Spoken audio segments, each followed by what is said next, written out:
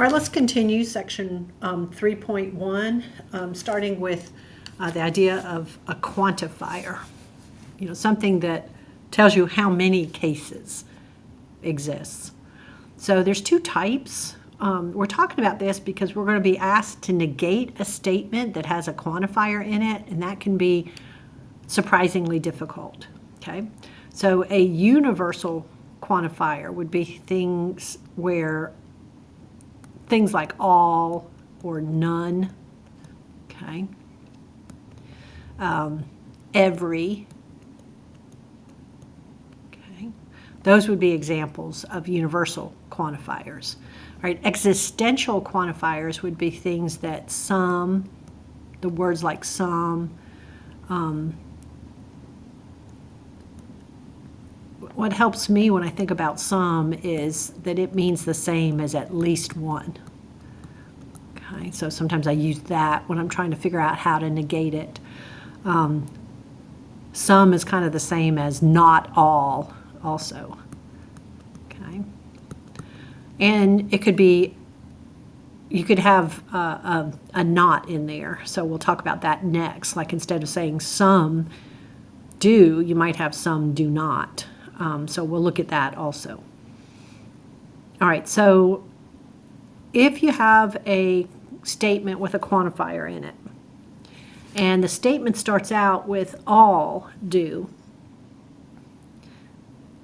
then the negation of that would be that not all do, right? Not all do. And that would equal that some do not. Or think at least one does not. Okay, so when you're trying to switch or do the negation of all do, it's not that none do. Okay, all and none do not negate one another. So all means every single thing does. The negation of that would be if there's at least one thing that does not. So all do, the negation would be some do not. All right. Also, if you start with like a some do, okay. So some do, remember that that means not all do. That means at least one does. That's the same. And you're trying to negate that, then that means none, no one does it. So some do means at least one does. So if you're negating that, then none goes with that. Okay? So all and none don't negate each other. Some do not negate each other. You have to be careful when quantifiers are involved in a sentence. So if we have some cats have fleas, that means at least one cat has a flea, has fleas. So if you're going to negate that, you can look at this up here. You can say no cats have fleas. Okay. If we have a case where some cats do not have fleas, then that's this quantifier. The negation of that would be that all cats have fleas. It wouldn't be that some do. The negation would be that all cats have fleas.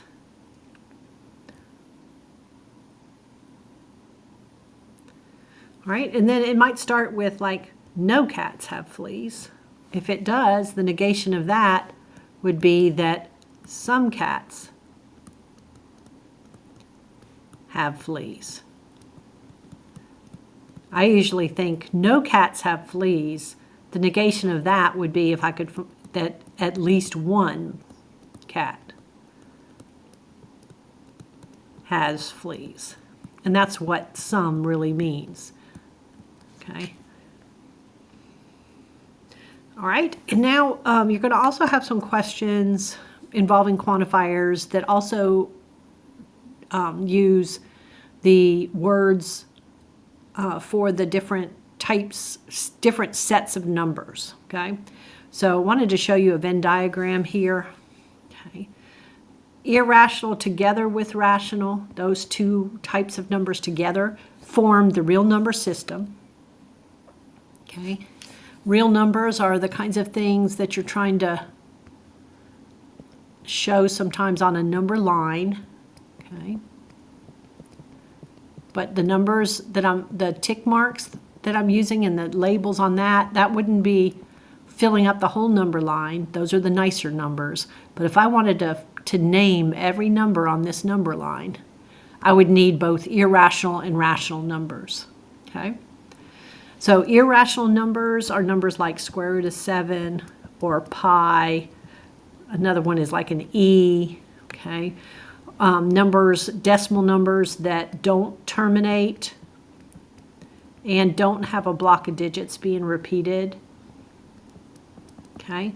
That would be true for square root of 7, pi, and e. So like pi and e, we give them a name like that because we can't give you the decimal for it, okay? All right, now over on the other side, these get broken down a little more. So the n, the n is really natural numbers.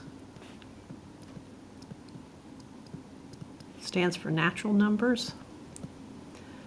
The w, those are whole numbers. Notice that the natural numbers, the circle for natural numbers, that set is contained inside the set of all whole numbers. And then z stands for integers. And notice that whole numbers and natural numbers are contained, they're subsets of integers. So your natural numbers are things like 1, 2, 3 on up. Whole numbers would be 1, 2, 3 on up together with a 0. So when I do that and put a 0 there, 0 is not the only whole number. Whole numbers would include all the natural numbers and then that 0. All right, now for integers, integers would include 0 and 1, 2, 3 on up, but it would also include -1, -2, -3 on down, okay? More and more negative. So all of those all together would be integers. The -1, -2, -3 on down, the 0, and then the 1, 2, 3 on up, okay? All right, now for this area this area here, right? That's outside of the integers, but inside of the rational number box. Okay, that's where you put the in-between numbers. Things like 3/4, things like -71.5. They could be mixed numbers, -3 and a fifth, okay? They could be positive or negative. They can be decimals that stop like this one did, or they can be decimals that repeat, like if I did something like 3.61 and I had that little bar over that, that would mean 3.6161 ... would keep going. That would also be rational. So irrational, the decimals don't stop, and for rational, they either stop or repeat, okay? All right, so another way of, in all of those, any of the ones that I've written there, those would be considered real numbers, okay? So another way of showing that is just to list the sets if possible.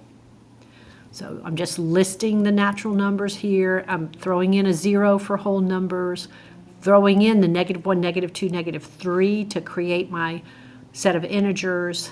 And then what this one says, this is set builder notation. Rational numbers are defined to be the set of all numbers that can be written as a fraction where p and q are integers, okay? So that's like up here, I could write the number 5 as 5/1, so it's rational. I could write -3 1/5. I could write it as -16/5, so it's rational. When I have the number, what did I use up there? 3.61 repeating. 3.61 repeating. That's 3 and 61/99, which I could then change into an improper fraction. All right, so all of the rational numbers are numbers that could be written as fractions where the numerator and denominator are pretty nice. Irrational are the real numbers that aren't rational. So real numbers, but not possible to write as a fraction. So not rational. And then real would be any decimal that you can come up with. All right, I'm going to add a couple others here. So terminating, they usually say terminating, or a repeating decimals. And then the decimals that are non-terminating and non-repeating. They go on forever. Those are irrational. Okay, so for the rational, you have to either stop or repeat. For irrational, it could be a decimal that goes on forever without repeating, without stopping. Okay, and then real would be, any number that can be written as a decimal. Reals would be rational together with irrational. Let me say it this way. Okay. To get all of the real numbers, if I want all of the real numbers, then I have to take all the rational ones together with all the irrational ones. Okay? All right, so the reason we went over that is you got a question they might ask you that involves those sets of numbers and these quantifiers. So this one says there exists a whole number that is not a natural number. So it means I should be able to find a whole number that is not a natural number. Okay, so natural numbers we know are 1, 2, 3. These are 1, 2, 3 on up. And the whole numbers include 0, don't they? So isn't 0 an example? I found that there exists a whole number that is not a natural number. 0 is a whole number that is not natural.